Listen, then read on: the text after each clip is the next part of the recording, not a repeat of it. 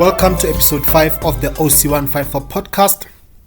Right off the bat, I would like to say this was one of the most enjoyable episodes to record for me. Maybe it is because of the kind of topics we got to explore in this episode. Who knows? But I hope you enjoyed the episode as much as I did. We jump straight into our main topic for the week. Saul Phenduka joining Kaya FM as a co-host of the breakfast show alongside Dineo Ranak. The three of us are big fans of Podcast and Chill, which Saul is part of, and add to that the fact that we were also brought together to form this podcast because at some point we all wanted to get into radio ourselves. So this news was quite a big deal for us when they broke, given that H and myself had also begun to become very critical of radio, especially when we compared with podcasts. So our first point of discussion sprouts from H's comments that he made in our WhatsApp group, which I think is best if I read them out for you here so that you can get a better context of our conversation. His comment references the news article that we all first saw, the breaking news in which Kaya FM said they're basically removing Skhumba from the breakfast show, not necessarily because his show and Thomas is not popular enough, but because it is not popular amongst the listeners that the station's advertisers are looking to target. I think it's all just an advertising money issue. It is concentrated in the radio format, H said, which is why they can get rid of a host because he isn't matching their target even though he's popular. Because with a podcast, you leverage the rapport the podcaster has built with an audience/community such that they'll buy because he said so. Hence, you'd use discount codes to track how much money comes from him or her. Close quote. But the conversation quickly turns around to put a spotlight on the state of podcasts in the country and whether there's anything treacherous about Saul joining radio after he and McG declared the medium dead. I personally think our discussion was very lucid here. So I see no need to reiterate anything in that point of discussion. All I can tell you is it turned into a very heated debate. The debate then transitioned to become about whether or not radio co-hosts and contributors can eventually grow into becoming hosts themselves, and how much Saul has grown as a broadcaster to be able to anchor a show by himself. Naturally, the conversation then becomes about the expectations of how the show will be, our own predictions, and H also tried to gauge what people may be expecting from the radio Saul versus the podcast Saul. At the time of the recording of this episode, Saul had not done his first show with Kaya FM. So, for the supplementary episode to episode 5, I will give Saul and Dineo's first show a proper listen and measure it against the predictions we made in this episode. So be on the lookout for that in the coming days. This conversation finally gave us a chance to put radio on trial as a medium. We had been having this conversation for some time now in our WhatsApp group. And shame, GT tried his best to defend the aspects of radio that he believes make it more useful than podcasting. I'll leave you to be the judge of that meta trial. We truly unpack all aspects of these comparisons, including the business models of the two media and which one would make sense to advertisers. Podcasting, especially in South Africa, was not off the hook though. H wants to know if we can even call McG, the biggest podcaster in the country, a podcaster. So we shine a spotlight here as we oscillate between Podcast and Chill specifically and the medium that is podcasting in general. And the ultimate question that we try to investigate is whether the two mediums can coexist, if they can live together even though they are competing for the audience's time. At the end of the day, we can only do so much predicting and prophesying, but it is in the morning of the 1st of July when the rubber will finally meet the road. But for now, enjoy episode 5.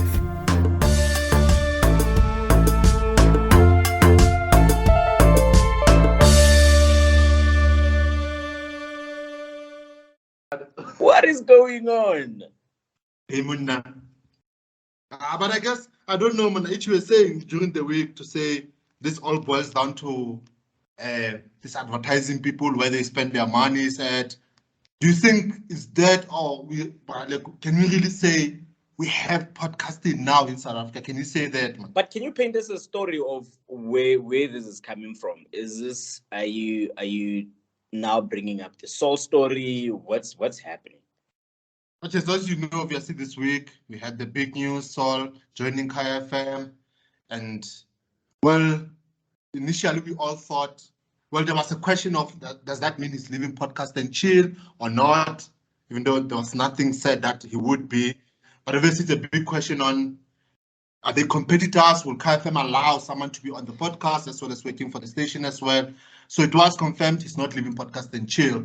But we all know, I mean, if people did not expect anyone to be joining radio at this point in time, is Saul or McG or anyone from Podcast and Chill, because it's well known how much shit they've spoken about radio lately and how they've spoken about how dead radio is and all that. So basically that begs the question, does Saul going back to radio, or at least also joining radio, say anything about the state of podcasting in the country? Can we say we have podcasting now in South Africa as yet? If it still needs someone to be joining radio station to make a living, so to speak, because the whole conversation, people who are defending Saul, everyone is saying, but you also make the same decision if you're given money. You'd also Saul as a kid and family to take care of and all that, as though he can't do that with podcasting at the moment. And H said during the week that, man, it still boils down to these advertisers who make this decision who are still stuck in their old ways of radio, yeah. But so that's like the background then, I guess. If I can honestly respond to that, I feel like we are just overreacting to the entire situation, because there are a number of people who have actually been doing podcast as well as radio at the very same time, especially in the States, where this thing of podcasting it's a big thing. But I don't know if you guys know this guy, Ricky Smiley. Do you guys know him? I've heard the name, but I don't know much about them. Ricky Smiley is like a big broadcaster in the States. I think he's in Atlanta. He has been very active on podcasts, and at the very same time, he is a host of a breakfast show. And at the end of it all, even though he was doing both of them at the same time, he then ended up just opening an entire radio station where he just combined. It's like what's happening at Kaya right now, where they just televising the broadcast of shows. So that also happened with his station, and I think Steve Harvey also did the same shit. If ever I might be incorrect on this one, but I think he also did the same thing, where he was on radio and at the very same time he was recording podcasts. So if we are to now say what Saul is doing is actually now in contradiction of what's happening on the podcast in Chill, I would honestly then have to question, so do people have to limit themselves in terms of what they engage in terms of their scope of work? Because at the end of the day, guys, it's talent, these people, right? And they would want to engage on different platforms to actually showcase what they're able to offer. So if Saul is coming, he's been on radio before, right? Yeah, even though he was doing traffic and commentary and whatnot, he was on radio for quite some time with Fresh on 5. So, I just explain why that's funny. So you consistently like limit Saul to a traffic guy, like traffic guy, like he's a traffic guy, he's commentary guy. If you are being honest, he's not a host of a radio show. He's always been but he was a co-host. He was, but he did host his own show before he moved to Breakfast at Y. It was like I don't know if it was a house show or something, but he's got the chops for it. He's quite a broadcaster. Yeah, he's not a host, but he's not a traffic guy. Yeah, like that's not an Angie Kumalo. It's not an Angie Kumalo. That's the worst. No, man. That is not an Angie Kumalo. What the fuck? Okay, we'll come to Angie at some point. But yes, it's not a fresh either show. We get that. Okay. Like even in shows, you know how Smash Africa. I don't know if Smash Africa is still doing radio now. He was is. more He's on like 5. a guy. He'd have features. He'd be the guy to have in a team kind of guy. But Smash is a host. Well, now, but I'm saying, I mean, Sol, I think now could even do it now as well. But I think Smash Africa was that guy for the longest time. You needed him in your team. It's a good co-host rather than the host. But now he is, of course, over time you get credibility and stuff. I mean, yeah. Would you give Saul a daytime show and on a commercial stations, like maybe with a strong team? I think I would. With a very solid team, I think I would. No. He's him being the host of the show. Yes, I'm saying. What do you mean by anchoring the show? Yes, but because even when people like Fresh, when last did Fresh host the show by himself, he always has these people around him. But no, you can't do that. You can't. No, I'm saying no. You're saying it like when I say when he has a team, it's like no. Without a team, I'm saying remember, with a solid team, I think it could pull a good show. A team is there's a newsreader, there's a contributor. There's a newsreader, and then maybe there's a producer in the background, and then there's a comment. What do we call it? Your co-host, right? If ever, maybe let's just say you don't have a co-host, you're one man. You have a sports broadcaster, you have a newsreader. That's the 3 of you in the show. You don't have but GT, that's not how radio works anymore. Sports guys and news guys are part of the team now. They're not these people who come in at past and the top of the hour anymore. They are a team, especially with the drives. The morning drive is the chilling out with the sports guys, and when it's time to that's true. So I'm saying with a structure like that, I think with a solid team, I think Sol could put a better show that could go up against, let's say, Spain Nave's afternoon drive. I think it could. I think it could. I refuse with that. But like I said, he's not up there. I'd give him, let's say, lunchtime with a good team, and he could pull it off. I mean, that's what he's gonna do now. I mean, it's not like Dino is gonna run the show. No, he's not gonna do that now. Dino he's gonna co-host with Dino, but they're gonna be. But Dino is gonna like be they're gonna be like Thomas and Skhumba. Skhumba was the co-host of the show. He was not just the guy throwing in the comments here and there. He was but do links. No, but Skhumba cannot do main links of the broadcast. He can't. But before they restructured the show, I think so. As a host, yeah. Skhumba probably can't do, but I think Sol can. Sol can anchor a show. Sol can. I think he has the qualities to do that. I think he has, yeah. I agree with what you guys are saying, but from my you wouldn't give him that show. I don't know the style that Sol uses to broadcast, because I always knew him as a sidekick, right? As a traffic guy, yeah. As a traffic guy, and I think everybody knows, especially even on radio, that that's how it works. Sol is like a great co-host more than and a contributor more than him being a host. And I think that's what I don't know if you guys remember the broadcast with Anele when he was on that McG show. When Anela was on McG shows, that's when she was moving to 947.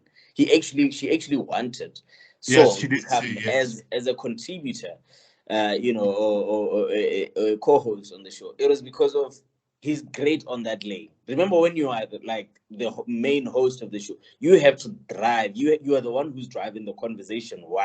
You throw the ball at your sports and your news reader. So if ever, it's a technique. Honestly, it's a skill, but I will wait to listen to Sol on Kaya. I'll give myself time to even, just. Yeah. No, I don't disagree with you. Sol is a better co-host than he is a host. Okay. But that's just the question of, would I give him a show? Would he be able to handle a show? I think he would. But of course, I'll give him as much of a good job as he does as a co-host. He's a brilliant co-host. I agree with you, Mchala. There, I don't disagree. I was just asking answering the question of, could he handle it if he had to? I think he could, yeah. Okay. But I think he could probably host even at the same level. That's where I'm going a little bit beyond Nchewe by saying the fact that you do something good now, which is what you've always done, right? Doesn't mean that you can't do anything better after the fact. So almost like, let's say, a soccer player udlala 3 the whole time. It's not to say he can't play striker when he's given the striking job, but also co-hosting is a professional job. Yeah. So you then almost sort of like sit back and wait to contribute as you want to. And you see, then I think if you can do that well, there are lessons on hosting that you innately have. That now I'm no longer waiting, but I know the moment that my co-host needs to jump in. So I think you can move into that role as well. It doesn't mean it's automatic, but my assessment of Phenduka, I think he can turn it around and give us a good, a good. So no, and which then goes to what I wanted to say next. We spoke about Smash Africa. Ne? He was once what you are saying now, the guy who just contribute. But I think co-hosts grow as well. I don't think they're always co-hosts. But Can I my give you the argument was better just that I don't example? know if Saul is there yet to be the host of the hosts. But I think co-hosts can grow as well. We've seen people who are just co-hosts end up with their show nyana. Before you know it, they're in drive time. Like you say, Smash Africa hosts now. Yeah. Can I I give think you it's still on 5FM. Yeah, he's on 5FM, but he's doing Yeah. nights. He's doing You 5 see, nights. to show that even 5FM still doesn't trust him yet to be the host. But he's done enough co-hosting in his life to be trusted with a graveyard. And I don't think he's incapable of eventually. Can I give you a No. brilliant example, Njebe? The one that you and I used to follow religiously, even age. We used to follow that show very religiously. And the man was a co-host there. And he was a brilliant co-host. And we all Yes. loved him. And Yes. you know who I'm talking about, age. Are you talking about the TSI? The secret ingredients Tato. Yes. Matagore. I mean, he's a brilliant co-host, right? He was a brilliant co-host with Amon. And he was also a brilliant co-host when they were shuffling things around, moving here to mid-morning. Yeah, I think after that he joined Bonang. Yeah. I don't know if people talk about this. I still believe, because firstly, before I say what I wanted to say, I think he's a better producer than he is a co-host, first and foremost. Mm-hmm. I think he's the first producer of Bonang when he joined Metro. I don't know. Isn't he the one who founded the now famous Ask a Man? Because no one ever He talks was about part of that team. I think he was the He was part of. I think he's the one who repackaged what used to be Azar AAA. Remember Azar before? There was AAA. Then when Bonang came through, they kind of restructured the show and all that. But they wanted to still bring in some features from the old show, and that's how Ask a Man was. And I still believe Tato was the. I think it's a better producer than concept. host. If I can just give you an intel on what's happening, it's still his concept, because he was chucked out of Metro for like few years, and now they're slowly bringing him back in. But he's not on, because he's a teacher, right? He's a what? He's a teacher. Really, by profession? Yeah. He's now teaching the kids in Pretoria. Wow, I didn't know that. I've been wondering where he is now. Yeah. What? While Amon is biting his tongue there in yeah. But they're bringing him back very slowly now, because of that particular concept. To Ask a Man, it's actually his concept. Yeah. So hopefully, I always believe that. Yeah. In the next run of radio, we might hear him. But he's slowly coming back to Metro. Yeah. So back to Saul now. Wait. Before you go back to Saul, right? Before you go back to him now, I think though, Tato always gave me co-host senses. I never thought he could host by himself. I think particularly because, as Njebe says, he seems a much better producer than he even is as great of a co-host as he is. Yeah. So I never got the sense that this guy can hold. But Saul gives me that as much as he's done more hosting than anything. That's Fair enough. what I was trying to say. Fair Yeah, enough. I see Tato. Fair enough. And I think that's find how them we to can have go. the same energy. But you know what the greatest thing about this whole thing is? We are going to hear this man in the next couple of weeks, right? And we'll give our proper judgment honestly after we hear him coming back on air on radio. I think we can pack it because they are coming back. I'm worried about the expectation. Maybe that's when Jerry was talking about. I think the expectation is too heavy now. Exactly. Like, it's making it like people are going to want the soul of podcast and chill. But it's not going to be that case, unfortunately. Because he doesn't have a host like Mac. Yeah. And I think he's a good co-host because the host there is Mac. Exactly. Yeah. Yes, but doesn't it also, because I think that's another point I wanted to enter into. What does that say about radio as a medium? Because McG on their Thursday episode, he said, man, people must understand sometimes a soul who is a DJ is not the same soul that is a podcaster. It's not the same soul that is a whatever. You have wear different caps. That's what he said, right?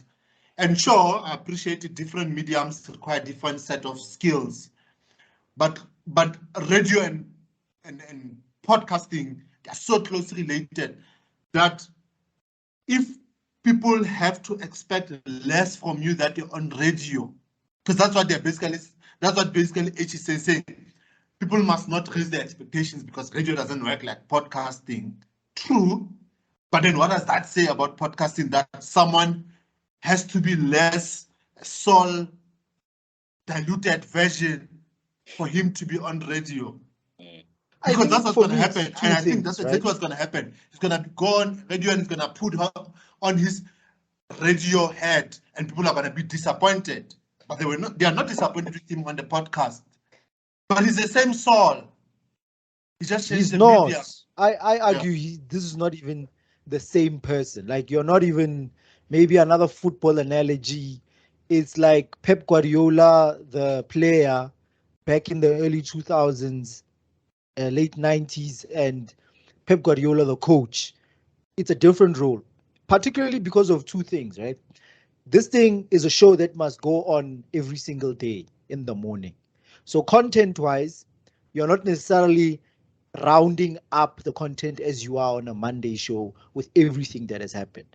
But also the advertising that sits on a radio show. So I was listening to Thomas and Skhumba at some point, and I think for the whole hour that I was listening in between my drive, they were actually doing competitions. That's what they were doing. It was just strictly competitions. What kind of curious? Because they're always interesting. Was it a Friday? What day was it? It was a Monday, it was like either between beginning of the week or end of the week.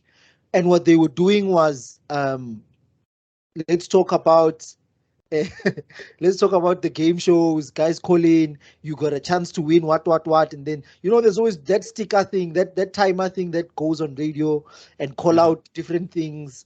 I think another game was, okay, call in, how many songs did you hear from the mashup that was done? Songs that are going too quick, that sped them up. That was the content that was being done. But at the same time, there's a cut in radio. You are not free flowing as Soul can, and as such, even hit us pun after pun in between the news, in between sports, in between also ads, because traffic. I think remember ads you also be doing traffic. Exactly, there's traffic. This changes the type that you will have. But I think the other thing is also, when you are doing radio, there's this radio voice that you essentially put on, right? Telling the time. Okay, guys, welcome to Kai FM 95.9, and on the street, on the air, it's 7 o'clock, and we're just gonna play a song, and he's back announcing songs. There's that part of the show, of the job. Podcasts are very easygoing. You sort of like, you're not in performance, I think, as much as the radio guys are, even from a voice technique point of view, right? So that changes the game. in fact, for me, changes the profession entirely, because that shifts him and puts him somewhere else. He can throw in a pun or two in between a call or with an audience, which speaks to the other part of radio. It's now strictly interactive. Like, you must literally listen to the WhatsApps and Voice notes, keep yeah. going with it. So that's why I'm saying the lessening of the expectations from the podcast Saul is because he's not doing the podcasting job there. It's not. But I'm I interested in the honestly- word I listening, honestly- because listening suggests less quality, less entertaining, less. No, You're not saying different. You're not saying people should expect something different. When it's DJing, of course, I'm not going to expect puns. I'm going to expect songs to play on top of each other, right? Because that's a totally different profession. But radio, there's still a personality element to it. Exactly. It's still bringing us his personality. Sure, there are all those differences by virtue of the setup of the different media. But the fact that you're saying lessen the expectation, it's very telling on how radio gives us the soul that we're going to now be listening to. Because it's going to come through now very diluted from what you're saying. Is that what you're saying? Is that what you mean to say about lessening? Do you mean to say we should lessen our expectation, or are you saying we should make them different? Because I think that's the right word, frankly. Yeah, well, honestly, I'm not agreeing with what H is saying and on this entire thing, because look, man, this is one person. I don't believe in multiple personalities. I think there's only one you, and that's what you're going to give in all different platforms. It's just that the content might be different in terms of, what you're here to offer.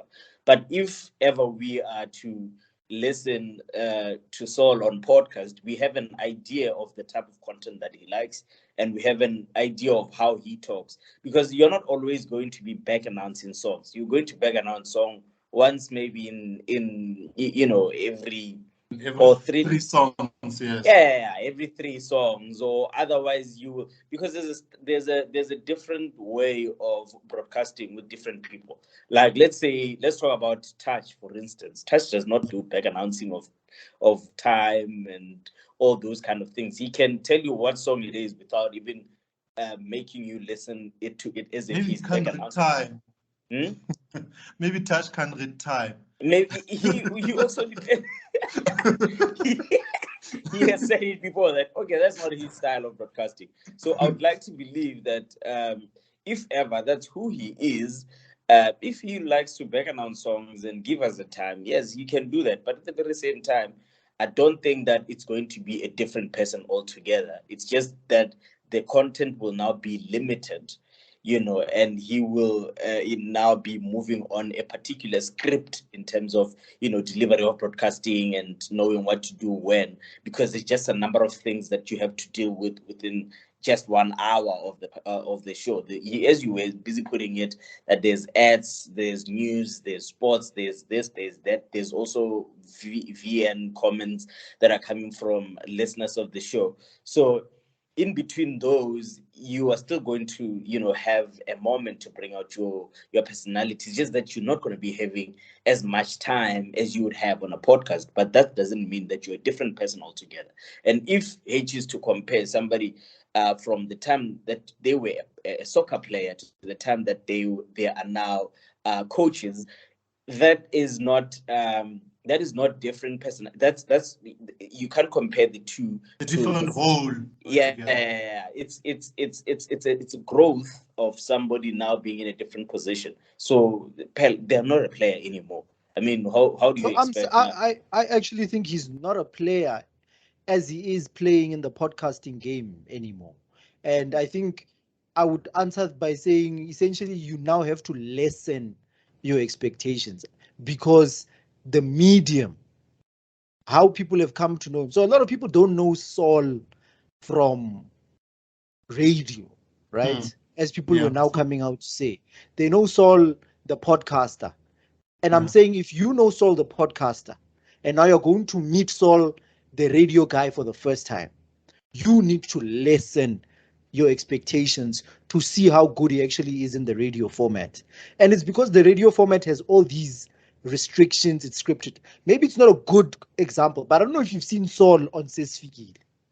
I actually haven't show. watched that show. I've seen it, doing whatnot, but I've never actually checked it out. I must actually check it out. Neither have I, yeah. So I watched just to see how this guy is different, and he is different, right? Okay. He's still the same person. He's still his personality coming out, trying to bring out the puns. But now he's doing something different. He's asking questions. He's literally now in the interview mode that he's not every Monday that we've seen. And now him he's for the past host few as well, months. which is very And now he's the host by himself as well. He's doing a good job, and I don't even dispute it. But it is nowhere close to the person you are finding on Monday. So I'm not saying you change yourself and become a different personality. And by using the coach-player analogy is to show that you are now stepping into a new role, which now dictates certain different things now.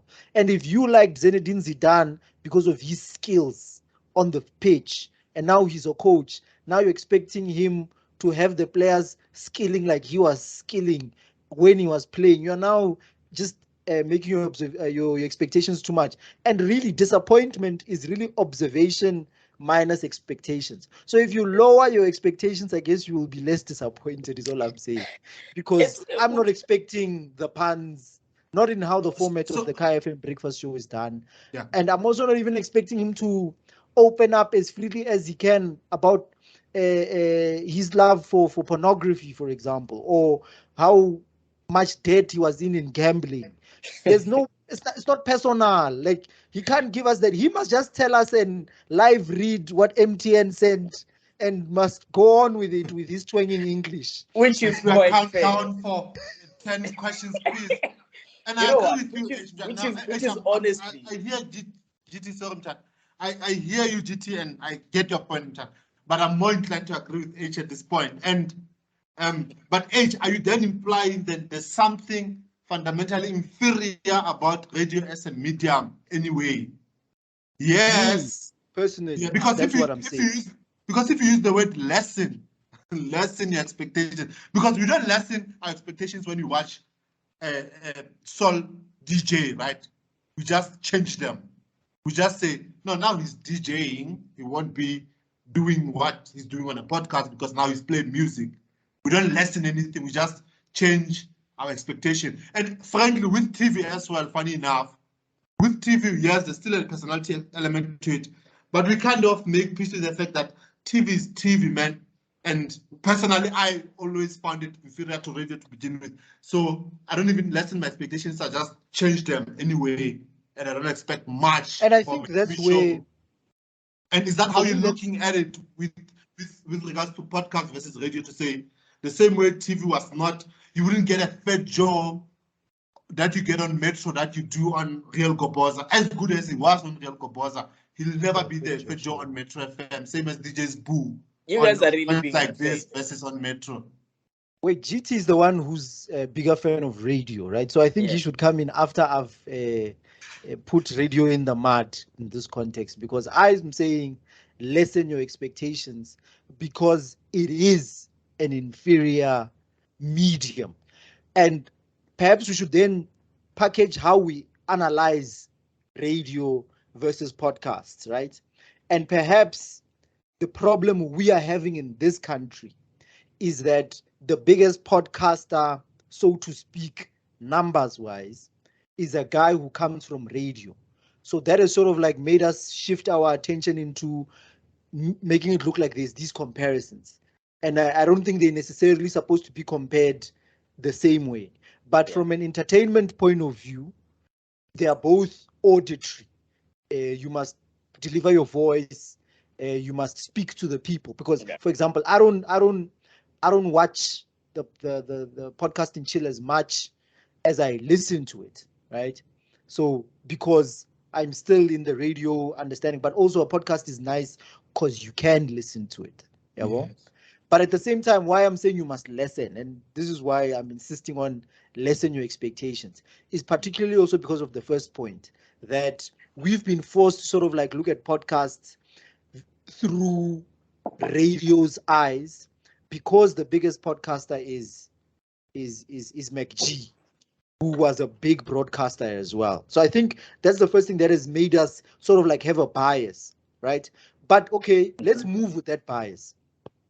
Why should you listen for me? And why I'm insisting on that, radio is an inferior mode of learning or entertainment in the way that it has come to be, is all these things that we spoke about that sort of like put the content that you can get from a host or a broadcaster, it's so deeply fragmented by the ads, by the live reads, by the other bits and pieces of information like sports, of things that I know about. I know on Twitter Ramaphosa has got money in his mattress, but now the person is saying it again at 6 o'clock in the morning. For me, that has made me not enjoy like the full scale. But maybe I must also declare my bias here. I'm probably more inclined to talk radio. So podcast sort of like becomes a general progression for me. But at the same time, I never liked whoever was putting together music on a radio show, because I always felt sometimes it's got nothing to do with anything. If you listen to a full radio station the whole day, you will really hear the music repeat itself because it's the music that has been playlisted. So for me, that has never been so fascinating for me from a radio point of view. And this, which is why you must listen, because now you're not going to get a 1 hour soul listening, speaking, having the freedom to speak about Ramaphosa, then move to talk about It Girls, then move to talk about a Netflix show. You're not going to get that. Yeah. So you must lessen your expectations, but you must listen also because you're going to an inferior product, which is filled with commercial aspects, which is filled with people telling you the time. Even if Saul doesn't want to do it, I know Dino Ranaka has to do it. Even though you're going to be filled with sports news that has got nothing to do with anything, you're going to be filled with interviews that you can listen to from a radio. Honestly, I just feel like Let's hear GT. Let's hear GT. Yeah. But no, GT, I was saying I'm gonna take radio through the mud.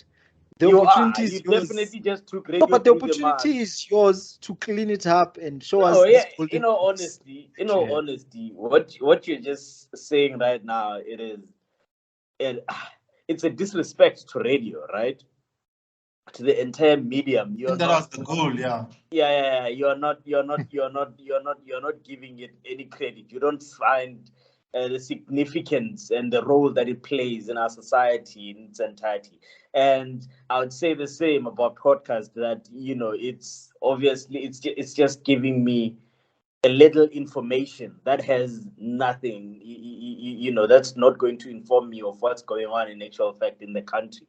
You are now expecting, or you are now saying that it's much better to be collecting the information that you need from all the bits and pieces. You can go to podcasts, you can go to Twitter, you can get, you will be able to get all that information. But I must, actually remind you that radio packages everything into one, right?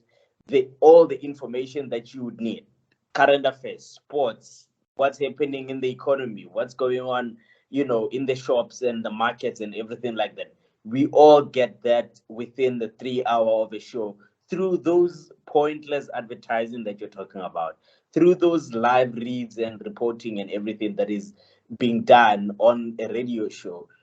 Those things are very important. Just that we take them for granted because that's how we grew up. That's what we grew up knowing. Like, this is radio. This is what I'm going to hear. I'm going to hear news at past and headlines at the bottom of the hour or something like that. So, but honestly, if ever you just woke up, got ready to go to work, you get into the car, you don't know what's happening. You didn't even switch on your morning live or go to Twitter. The first best thing that you're going to be able to do on your way to work is to actually listen to your radio at that particular moment in time, and you'll be able to acquaint yourself with what is actually happening around your world. You will be able to know that, okay, down the road there's actually a strike happening, by merely just switching on to that radio. So I don't think you should explain radio in that manner that it serves no purpose with all these live reads, whatnot that is going on, because those things are very important for us. They are not reading the same things every day. It's different information that we get. It's crime watch, it's whatever traffic that is going on. You need that information as you go along, whereas your podcast is going to give me what happened at the club last week, or what happened at the club yesterday. Really though, GT, is that because that's just podcast and chill, but would you say that's Yeah, a but false statement about podcast. You see, that's what I'm saying. I'm like, podcast. There are a number of podcasts, right? You have to listen to 4 podcasts or 5 podcasts in order for you to get the overall information that you actually need. But radio is able to give you all of that particular information in one show.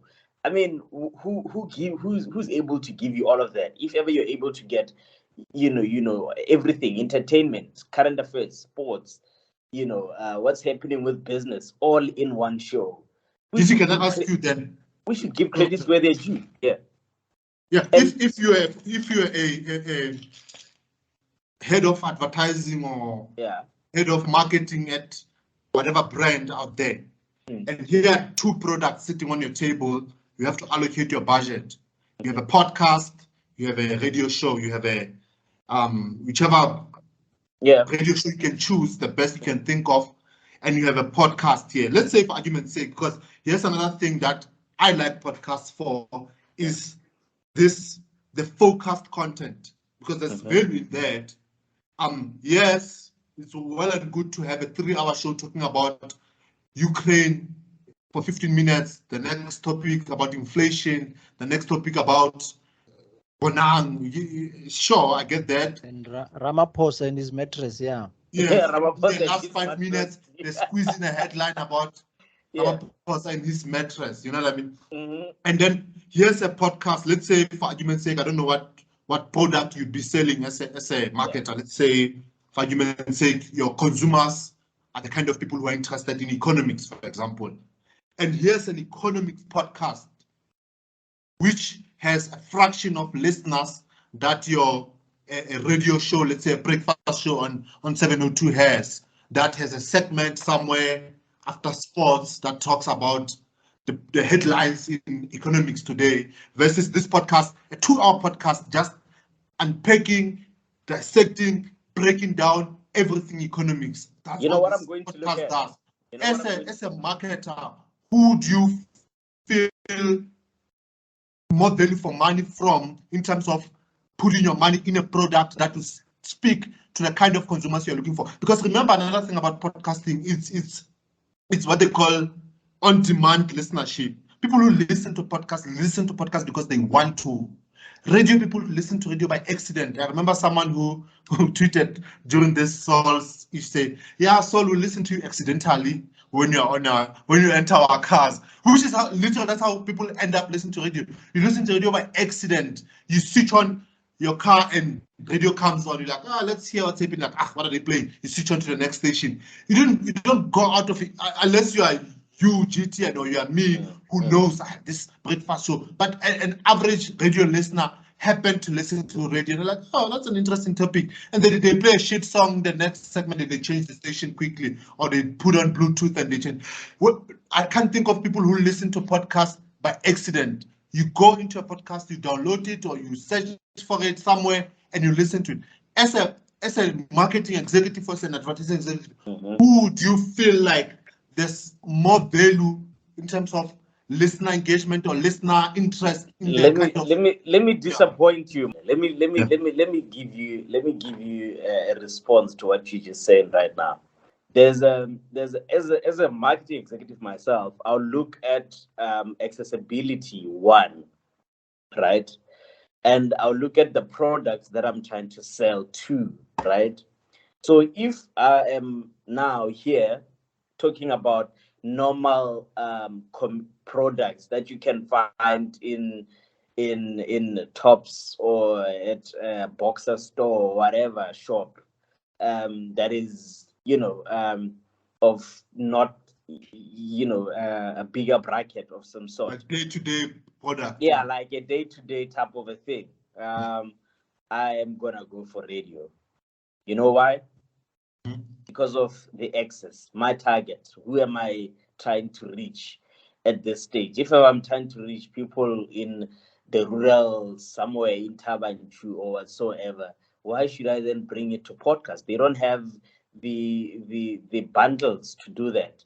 The reason why a lot of people are watching podcasts is because you are now, it's a different a class of people. Some, it's because it's unemployed people who chilling at home.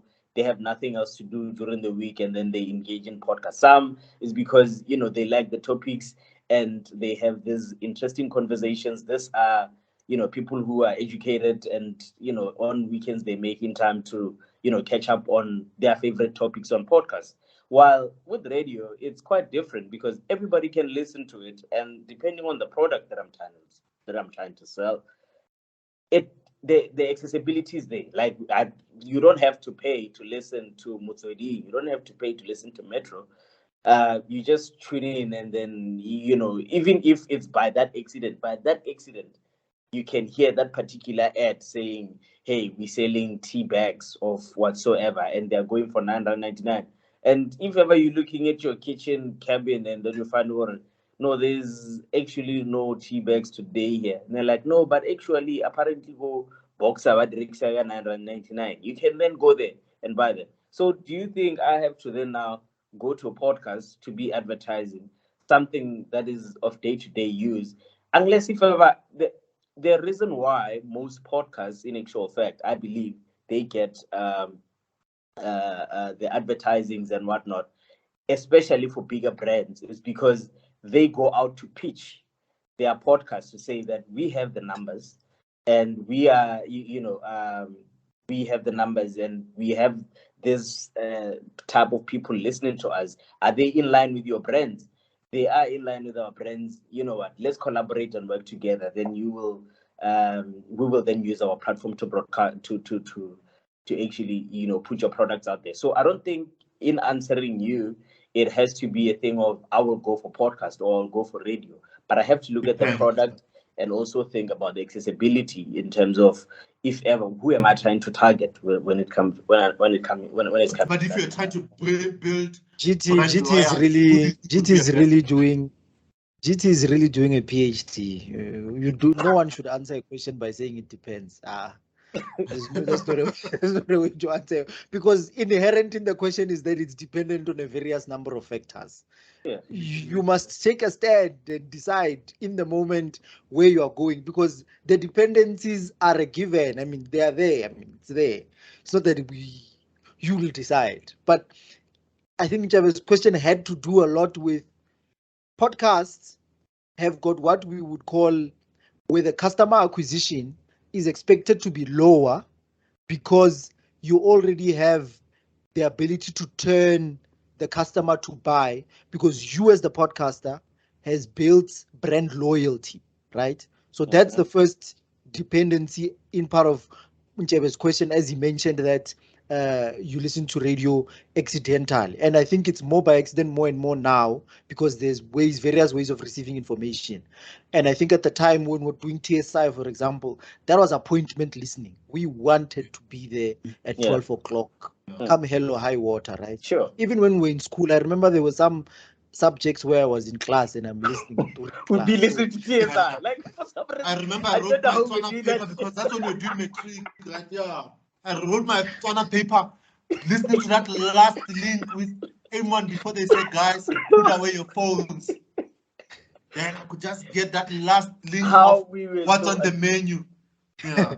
Bro. You see, so I think that was like, you are just mentioning sort of like high level general ideas, right? That the idea is that with the podcast, you should be able to turn over whoever listens to buy, because they are committed to you as the podcaster as well. And if you tell them that this is a good product, they are more likely to say, oh, okay, I'll take it. And it's like a spray. It's like depth versus it's like depth versus reach. So maybe with Yeah, it's that question of reach versus depth. And whether you go for depth or reach will be dependent on whatever you're selling. That is an inevitability. So I'm saying let's take that out, right? But I always Let's take out that dependency. That and variable, speak- yeah. Yeah, let's take out the variable that it depends and say what is more interesting between depth and reach. Depth meaning I'm dealing with 10 guys who listen to GT's podcast, who if GT says let's jump, 5 of them will jump. jump. Yeah. And GT is coming in with Njebe's product and it will sell. Those 5 guys are committed guys. Versus GT radio, it's 100 guys. Out of that 100, maybe 10. We're not sure, but they are not as committed to whatever GT says as we are not committed to And whether they'll it's Kaya charge at the you moment. more because they say they have the numbers. They'll charge you more, of course. We've got 100 people, your thing is going to reach 100 people. And this is where the advertising mechanism has always been driven by reach. And I think that's what's also contaminating the podcast space in South Africa, because we forget McG has been on TV since he was like 10 years old. Sure. So he's also got numbers just because we've seen him on Crazy, we've seen him on Why, we've heard him on Why, but he's not necessarily. And we've had this conversation before that as much as he's doing a good work, people are not as committed to him and his content as we would like to assume, which is why it can still be driven by numbers, but not so much in terms of depth. In terms of we are committed to give McG 10 rand every single month, because even he's not. I don't think he's even operating in that sense. Yes, he's got a group of chillers, but there's not much. Because controversy, yeah. You know, Like he's not driven. And I'm sure, as you're saying, the pitching of podcasts driven by numbers is also because of this contamination I feel with podcasts, particularly in South Africa. Yeah. Because when those guys, when you listen to international podcasts, even some YouTube influencers, right? These guys don't have that many numbers, but they are sustainable. And a function they can't be reached, it is now depth. And you will find that they're when very they niche offer, as well, yeah. it's very niche. And when they offer the product, what they will then also say is use GT / GT for you to get the discount. So it means that they know GT will be very keen on driving. GT's people will be very keen to use GT's code. When such they know they've made the money that will make. No, So the advertising space, which is what's carrying radio, is still driven very much by reach. Sure. And that's where the question really was lying. Not so much about you as the advertiser, but one or the other. Of course, you'll have to look at your product. Of course, you'll have to look at what's good for the product. But it's it's sort of like a high level general conversation around depth versus reach, and us trying to understand, I think this is what we must also ask, can we really compare podcasts and radio? Maybe these are two different things. You see, I'm honestly, I'm coming to that particular answer. I don't know if ever you're done or you want to complete. But you know, honestly, here's my argument over and above what we're talking about when it comes to product marketing agencies and whatnot. I don't think we should be comparing podcasts and radio. They are two incomparable things. One, given that now we even have the Spotify's and whatnot where you can actually listen to the podcast itself, but radio offers a different content compared to what the podcast does. Believe it or not, you can argue this, but it is, in all honesty, they're not offering the same thing.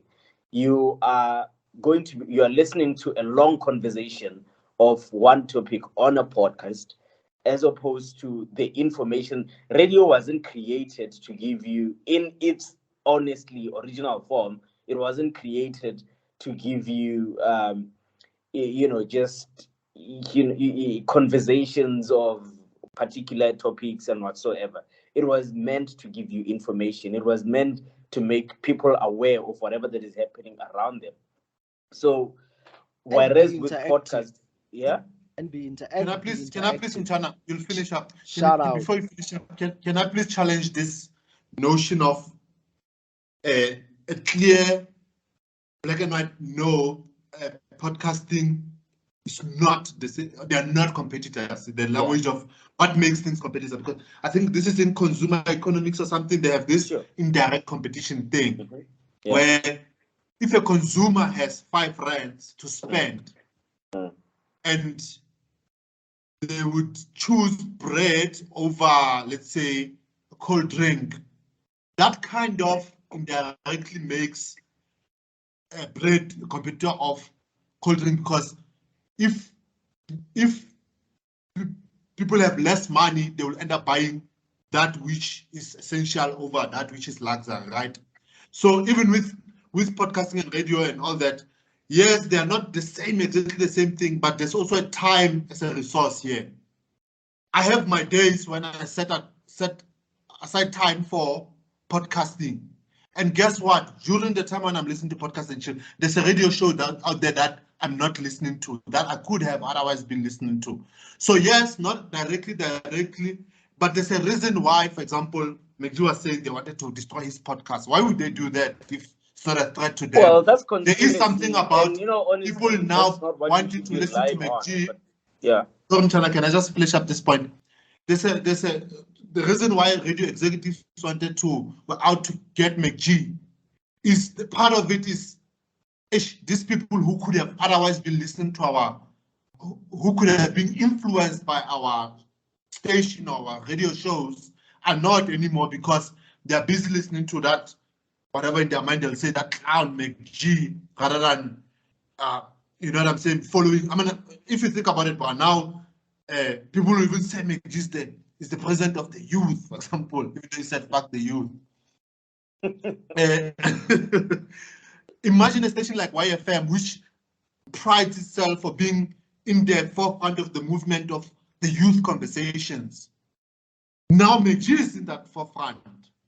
Whatever is happening at YFM Breakfast last week, we don't know who's hosting the breakfast show anymore.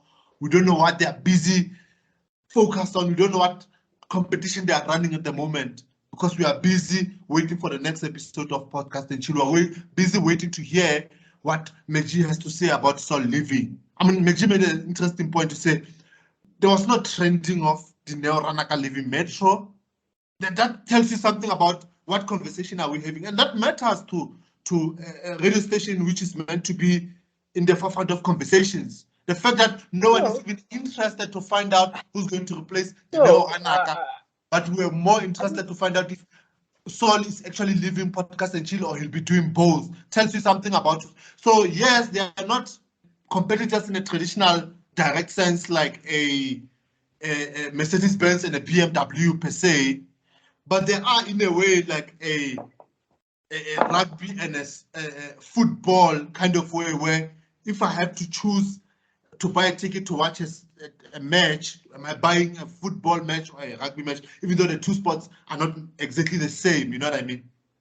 Because there's a resource of time here. Because what they're buying, what they're selling us, GT, is what they're selling us is what they're trying to get from us is our time and attention in exchange for advertising to the advertisers. Say we have this so many people who listen to our show at this time every day.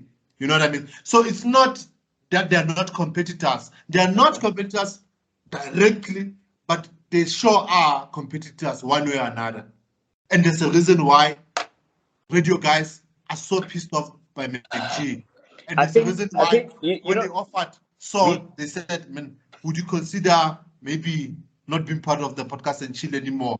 Why would they bother? They never asked him to stop DJing. They never stopped him. They never said that when you join KFM, can you please stop DJing? But they were like, can you think about that Podcast and Chill of yours? I just appreciate how,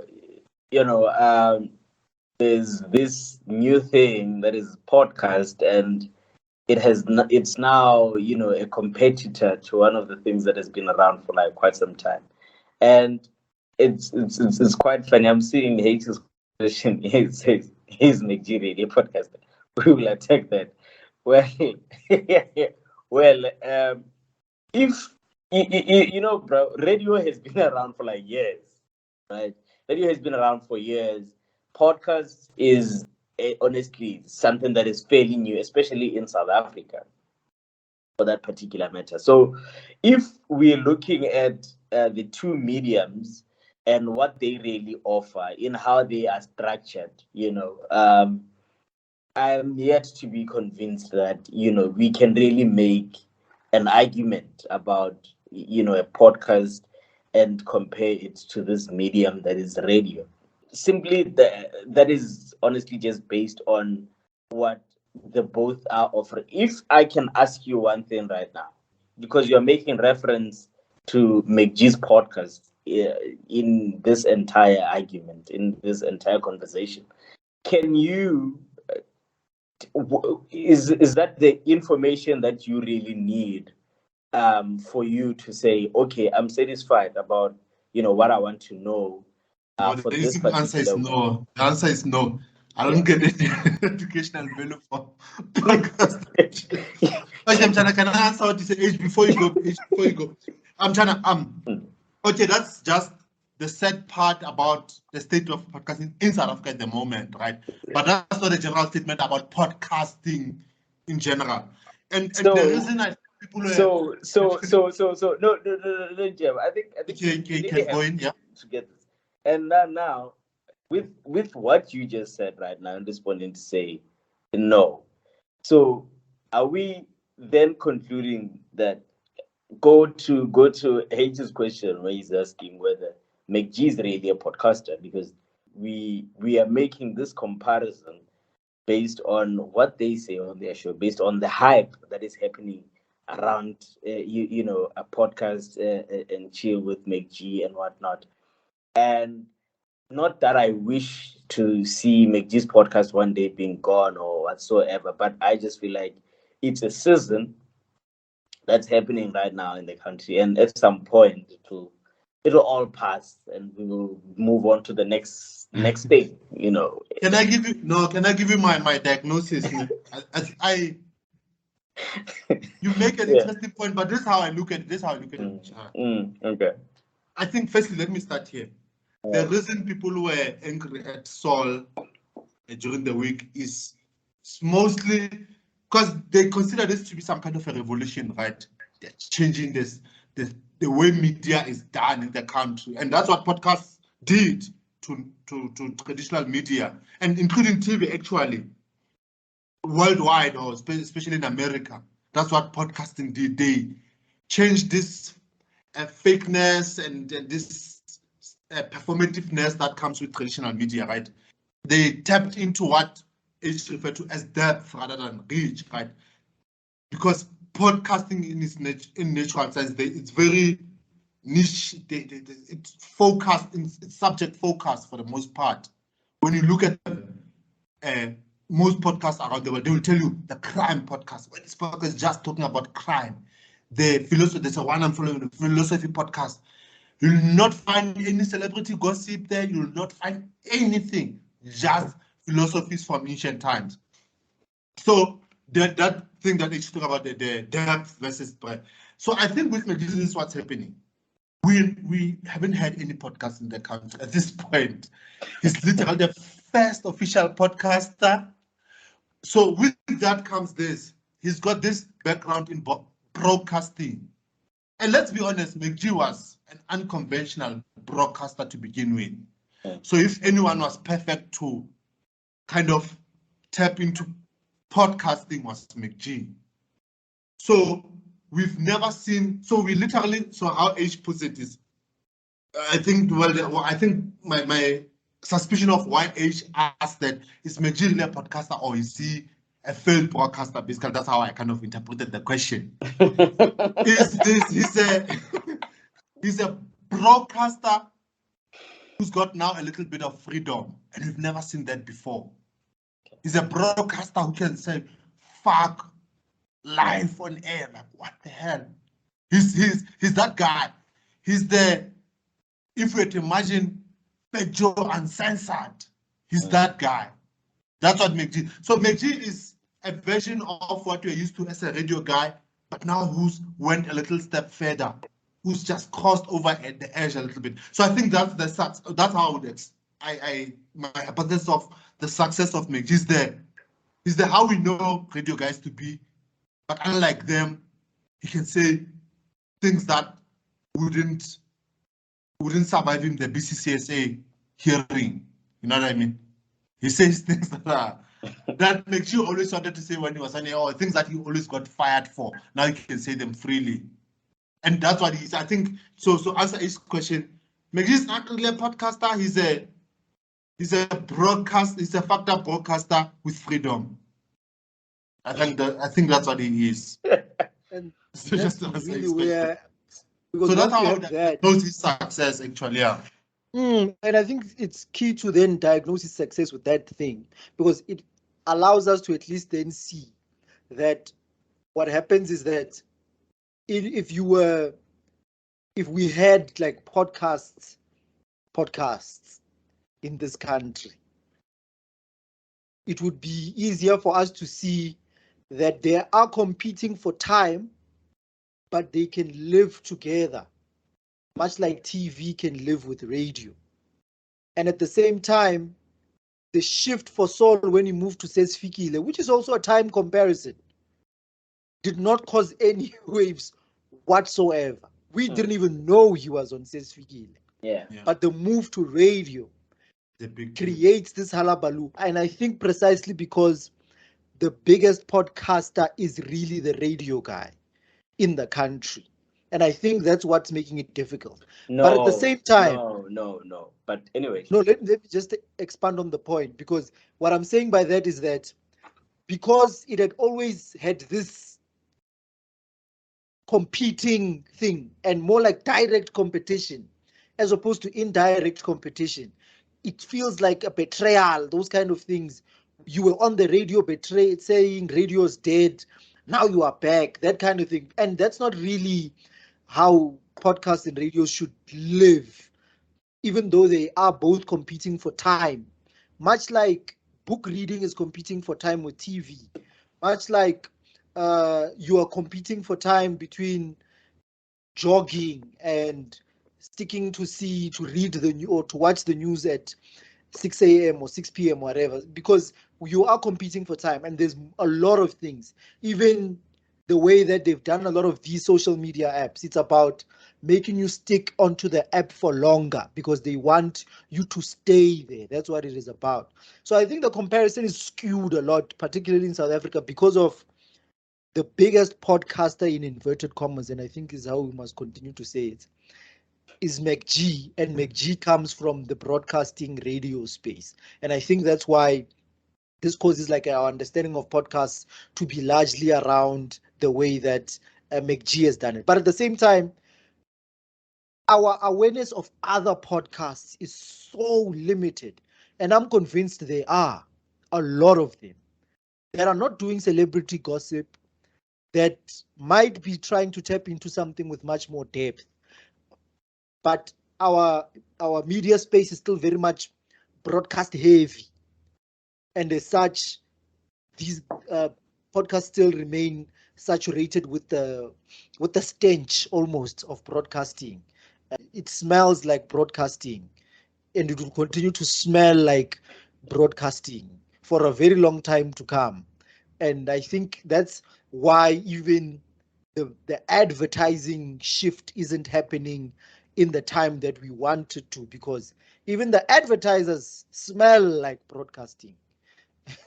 So I think that's where we are in the country. It's just making it difficult for us to know that I do a financial inclusion podcast, for example. I do a financial inclusion podcast called Financial Inclusion Perspectives.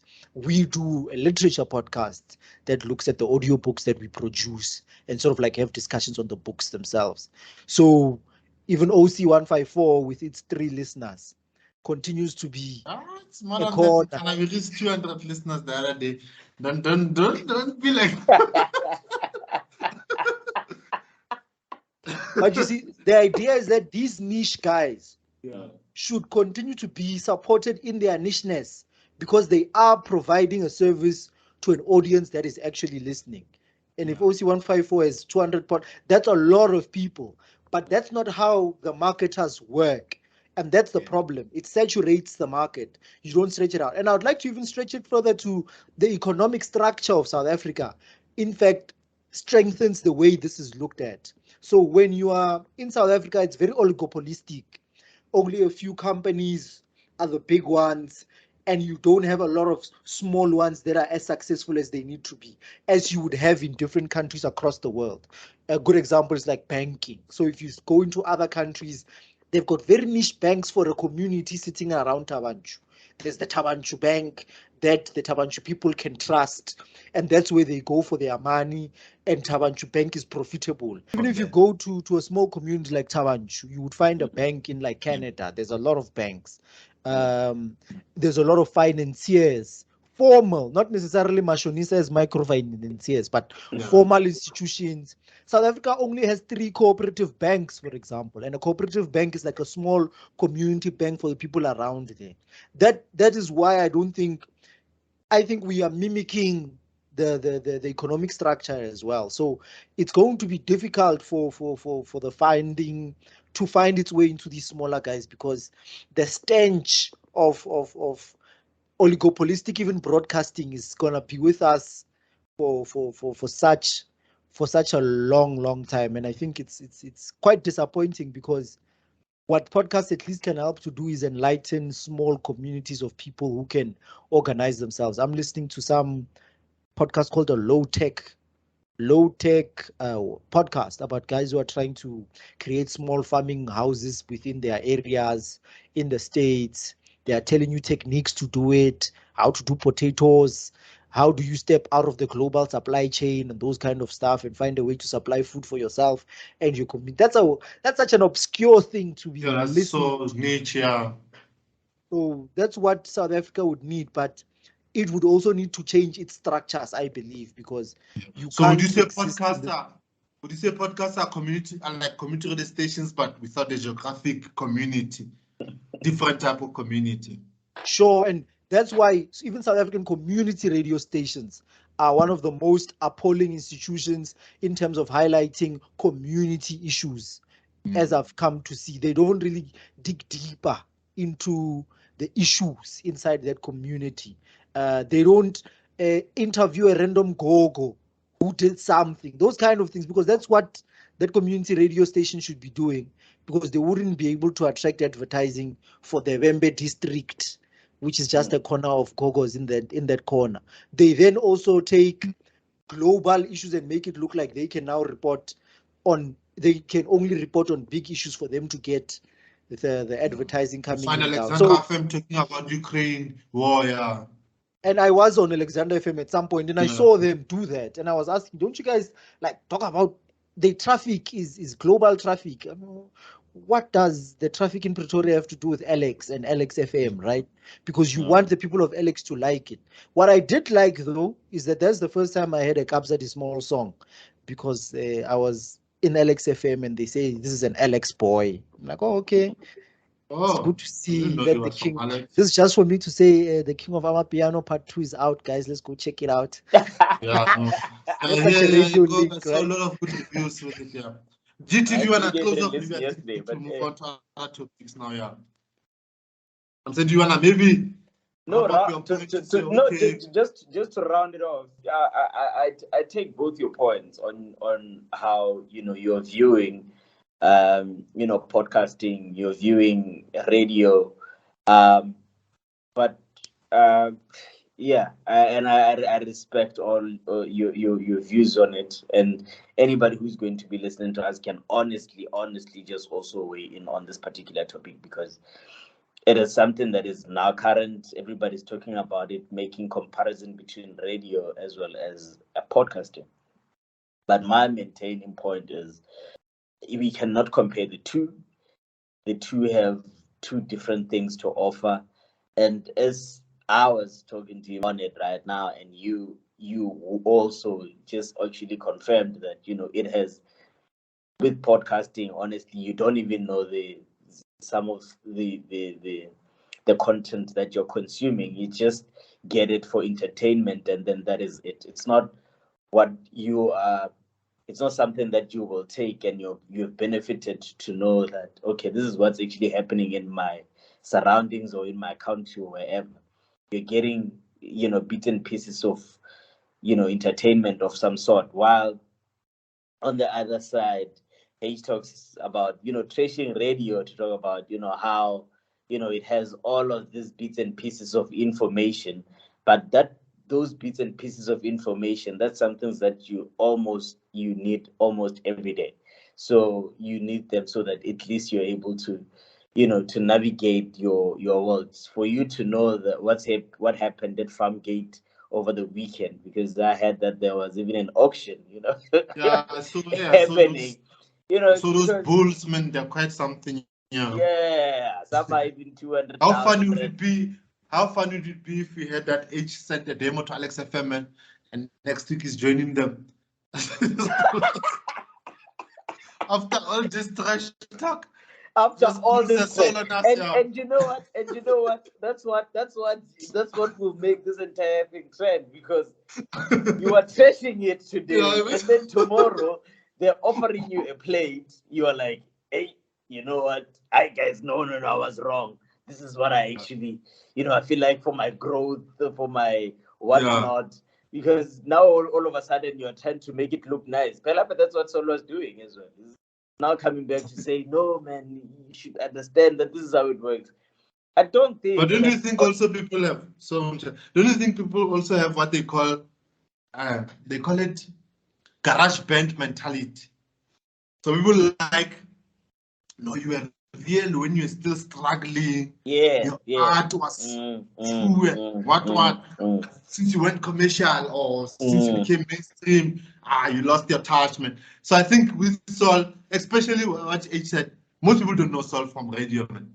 True. We They don't really know know Sol Sol from from radio. YFM, people who are crazy about YFM and us been paying attention to radio. We know Sol. Yeah, we know Sol. I think, But in fact, more people know Sol from Big Brother than they do from YFM. you see, and from 5, he So was a traffic guy. so now they see Sol as this guy who was made by this podcast, this struggling podcast that is trying to be the new revolution, and here he is selling out. That's hence That's him the way selling out. the language of selling out. And you know Because how what? can he sell out when he was on radio to begin? Like he was given birth to by radio. Megin knew Saul because of radio, but now they're selling out as if they were in this movement that Saul against radio that Saul had never No. heard of. No. I think it's not because of that. That okay, now he knew him there, and as such, this is how things should turn out. The reason why there's a whole hullabaloo about this entire thing is because of what he himself was saying on that podcast, adding to what Meg G has been saying. They were trashing radio, both of them, to say that, man, this thing is child. It's no more there. It doesn't exist. When was the last time you listened to radio? I haven't listened to it in a very long time. I don't think that shit works. It's dead, right? Yeah. If something is dead, Chan, if something is dead, why are you going back to it? You know what I mean? I don't think if ever we are having a conversation about something, you should be also upholding what you have, initially said. Changing what you have said about something, it really is bringing up a lot of questions as to, do you really have, are you a man of your words? Like, do you say something and live by that? Make G is a realist, like, in all honesty, with whatever that he says. He knows what he wants, and podcast is his, and he's just trying to build that brand. And I'm quite sure that he's been headhunted on other shows, on other radio stations, ever since this thing is rising. But he cannot take them because it will shift his focus on building this platform that he's trying to build. And if ever he does that, he goes to radio himself, then that will be a big crumble because it wouldn't make sense. So we have Saul. I mean, we understand that Saul is not the owner of the podcast. He's just assisting the brand and helping the brand No, grow. but that's not how people looked at him. No, Yeah, no, he's become the but garage look, band, like, people are short-sighted in the sense that they're thinking, no, we are trashing him because he's going on to radio. But I'm just saying, he as well, you should stand by what you're saying. If ever you are yeah, trashing some, because that's a podcast, you should be honest about what your feelings are. If ever you're feeling like the broadcasting thing, it's still one of the best things, you should have said, we should have it on record that Saul still feels like there's something yeah. that can be done to Fair radio. enough. He I feels think like, that's okay, there's still life to it. But yes. you No, come but and tell us, I don't think he ever said like they said it's dead in the sense that, and we all agree, radio is not giving us what TSI gave us. I think that's what they were referencing, and not trashing it in the sense that as a me. I mean, you can't say something is dead when people work there. I mean, people are waking up every morning going there. So I don't think they meant it in like a sinister way. They also meant it in There are a still people making quite a music, Jack. So that's not exactly. exactly. So But but doesn't mean it's not dead. It's But what just I'm saying, it's not that, yeah, but it's not dead.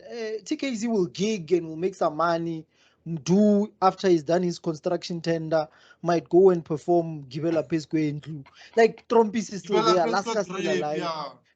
What I'm saying is that This they didn't mean it in that, like, they will never go back. My ex kind of way. I don't I even think think that's they how said they it meant like it. that. Tell me. Nah, man. If McG went on These guys radio, had a bone to H, can pick I with ask you, radio. If McG went back to radio now, would you say no? He never had a problem with radio. He just meant that it's not doing that well. When they said it's But dead, they said it's it will look no one like listens to it it will look anymore. like he was waiting for the opportunity. It will look like this whole thing was but I a think we're back to sort of like looking at these things as very separate entities, as if they are not mediums no. of But how would you feel if tomorrow communication. you were to hear that McG. actually McG is now going to be hosting a breakfast show at Metro? What would you say? I think he's actually going where he should go because, as I'm saying, I don't think he's a podcaster in inverted commas. That's me. So I'd be very But that's comfortable. not how he sees himself. That's the problem. He doesn't see himself as a podcaster. As a radio guy, he sees himself as a podcaster. Yeah. But he got fired from radio. These guys had a bone to pick with radio, right? And a podcast is an honest space. So what will you talk about other than the things that are there? And the things So that are actually there in saying their lives their is criticism of radio are kind of disingenuous. They're just bitter. It's not that they don't think I'm radio saying is they've got dead. a It's just that bone, they're they've got angry a because they were bone to fired. pick. They've got a bone to pick with the industry. They've got a bone to pick with it. And as such, they made statements which show that they've got a bone to pick. I don't I think don't know, man, because I it's also a feel like there's something about the structure of radio that McG in particular actually hates so much about it to begin with. I think even when he was still in radio, there's something about what you like to call industry people or it girls that he always hated. I don't think I think even if you ask McG when he was still at YFM, what does he think about radio? He will still tell you about how fake people are, how pretentious people are in the industry. I think he's always been the guy who was an outcast of the industry, the black sheep of the industry. And hence I said he was the perfect guy to venture into podcasting because, of course, he was always going to get fired. I don't think McG would have ever had a longevity in radio because of his personality and he likes trouble, he likes doing this, man. So yeah, well, I I think agree. he's What always what what been I'm an what I'm outcast trying to there. say is it's not that he's not an outcast or it's disingenuous their criticism. But what I'm saying is like we're making it really sound like these guys are saying this thing must not happen. We are not there. For example, when he had an interview with Tolly B said they saw his work and thought of how they could implement this on radio. On But Capricorn FM, yeah. and as they thought about it, it was getting more and more difficult to find a way to put it together, right? And I don't even think it's a simple thing of money. If you could give him the free will that he has, and you could do it in a public frequency, not just digital. And he's explained at some points what he would change about radio. And he did speak about sort of like merging the online with the public frequency stuff, right? So I don't like the fact that it's mentioned like it's either you are there or you are there. You can't do No, both. but can I interrupt you, Mtana? Sorry Or at the for same sorry to time, interrupt. you Yeah. can't tell someone they are not good and they are bad and still find a way to reconcile with them. I just don't But like can I that. use this Yeah. analogy using sport? If someone said, you know what, if let's say someone who thinks rugby is the real sport and football is just a fluffy sport that is not for, it's not a good sport, let's say, and they say, you know what, I don't have a problem with football, right? But if they could use an oval ball rather than a round one, and if they were allowed to use their hands, and what they're describing is literally just rugby to describe how they would, because that's what you're saying. McGee was just saying if radio became podcasting in essence, because radio is not just channels, which is frequencies. Radio is a format. Radio is a style.